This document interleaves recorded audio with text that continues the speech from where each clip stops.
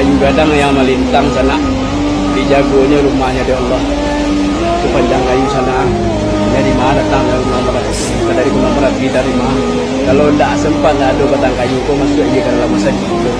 Dijagonya di Allah. Alhamdulillah di dalam tidak ada apa-apa di sana. Dan pun tidak kena itu ada bijak ada orang.